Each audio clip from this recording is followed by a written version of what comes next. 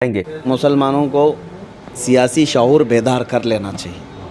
اب تک یہ بہت غلامی کے دور میں گزرتے گئے اور ان کا مائنڈ ایسا بنا دیا گیا ہے کہ اب ان کو ایسا لگتا ہے کہ جیسے دماغ میں یہ بٹھا دیا گیا بی جے پی اور کانگریس، یہ سمجھنے لگ گئے کہ بی جے پی موت کا فرشتہ، کانگریس جو ہے امن کا مسیحا۔ دونوں بھی میں نہیں مانتا، نہ یہ موت لا سکتے ہیں اور نہ یہ امن لا سکتے ہیں، ہمارے لیے نہیں۔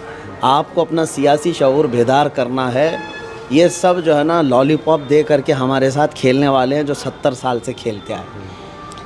مسلمانوں کو نہ ہی یہ آگے بڑھنے دیا، نہ قیادت کرنے دیا، اور نہ ہی اپنی کمیونٹی کی طرف سے آئے ہوئے مسائل کو آپ آگے تک بات کرنے کی انہوں نے کبھی ہمت جٹائی۔ دوسرے سارے لوگوں کے ان کو راضی رکھنے کے لیے یہ سب کچھ کرنے کو تیار، لیکن مسلمانوں کے بارے میں ان کو پتہ ہے یہ چھوٹی چھوٹی چیزوں پہ راضی ہو جائیں گے۔ ہاں، ان کے اوپر جو کچھ بھی بلا آئے گی ہم نہیں بولیں گے پارلیمنٹ میں، ان کو بعد میں ہم گھر پہ بلا کے دعوت کر کے منا لیں گے۔ یہ سیاست چلتی ہے۔ اس کے لیے مسلمانوں کو چاہیے کہ اپنا سیاسی شعور بدلیں اور اپنی سیاست کی لڑائی وہ خود لڑیں۔ اگر آپ کا ذہن حاضر ہے، میں سلام کرتا ہوں ایم آئی ایم کے ذمہ دار اسد الدین اویسی صاحب کو۔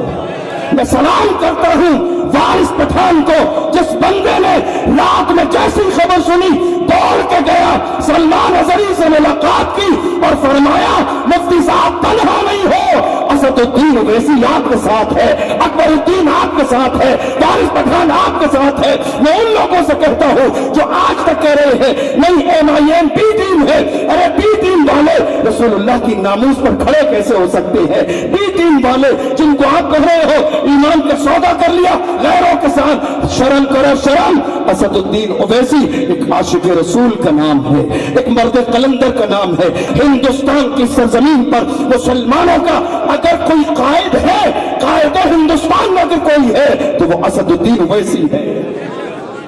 ہو سکتا ہے کسی کو میری بات سے اتفاق نہ ہو، کوئی بات نہیں، آپ کی اپنی رائے ہے، میں اپنی رائے قائم کر رہا ہوں۔ ہو سکتا ہے آپ کو میری رائے سے اتفاق نہ، کوئی بات نہیں، آپ کی اپنی رائے ہے۔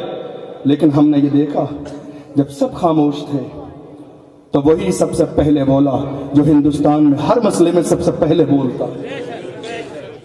آج بھی ہماری آنکھیں نہیں کھلیں گی، آج بھی ہم گونگے اور بہرے بنے رہیں گے، آج بھی ہمیں یہ سمجھ میں نہیں آئے گا کون اپنا ہے کون بیگانہ ہے۔ دراصل بات یہ ہے ایم آئی ایم کے لیے یہ جو نعرہ دیا نا، یہ بی ٹیم ہے، یہ نعرہ بھی دشمنوں نے دیا ہے مسلمانوں کو۔ کیوں؟ کہ اگر بی ٹیم نہیں کہیں گے تو لوگ ان کے قریب ہو جائیں گے، اس لیے لوگوں کو بتا دو نہیں یہ بی ٹیم ہے، یہ تمہاری نہیں ہماری ہے۔ ورنہ ہندوستان کی سرزمین پر مجھے ایک واقعہ ایسا نہیں دکھا سکتے جس واقعے پر اویسی صاحب نے زبان نہ کھولی ہو۔ وہ تنہا بندہ ہے جس نے پارلیمنٹ میں بل پھاڑ دیے ہیں، وہ تنہا بندہ ہے جس نے جنید اور ناصر کی بات کھل کر کی ہے، وہ تنہا بندہ ہے جس نے تبریز انصاری کی بات کھل کر کی ہے، وہ تنہا بندہ ہے جس نے اخلاق کی بات کھل کر کی ہے، وہ تنہا بندہ ہے جس نے پہلو خان کی بات کھل کر کی ہے، وہ تنہا بندہ ہے جس نے حافظ جنید کی بات کھل کر کی ہے، وہ تنہا بندہ ہے جس نے پارلیمنٹ کے اندر سی اے اور این آر سی کا بل پھاڑا ہے، وہ تنہا بندہ ہے جس نے نکاح کی بات کھل کے کی ہے، وہ تنہا بندہ ہے جس نے طلاق کے مسئلے پر کھل کے بات کی ہے۔ اور اس کے باوجود افسوس صد افسوس کہ ہماری قوم کے بہت سارے اندھے لوگ آج بھی اس بندے کو کہتے ہیں بی ٹیم ہے۔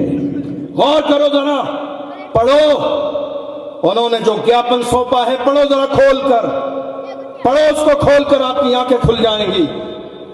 میں نے یہاں پر یہ جملہ کہنے کی نوبت اس لیے آئی، ہماری آنکھیں ترس گئی تھیں، ہماری آنکھیں ترس گئی تھیں 4 سے 5 دن میں یہ دیکھنے کے لیے کوئی ہندوستان سے کوئی تو اٹھے، کسی کا گھیاپن تو آئے، کوئی تو احتجاج کرے، کوئی تو اس عاشق کے لیے کھڑا ہو۔ لیکن چاروں طرف سے ہمیں مایوسی ہو رہی تھی۔ وہیں ہم نے ایک ویڈیو دیکھا وارث پٹھان صاحب کا۔ میں سلام پیش کرتا ہوں اس مرد مجاہد کو کہ جس نے جا کے کہا تھا آپ تنہا نہیں ہیں، ہم آپ کے ساتھ ہیں۔ اور جتنی کوشش مفتی صاحب کو وہاں سے رہا کرانے میں ہو سکتی تھی وہ ساری کوششیں وکیلوں کے ذریعے کرائیں، ऐसा नहीं कि तन्हा बैठ गए, खामोशी से बैठ गए।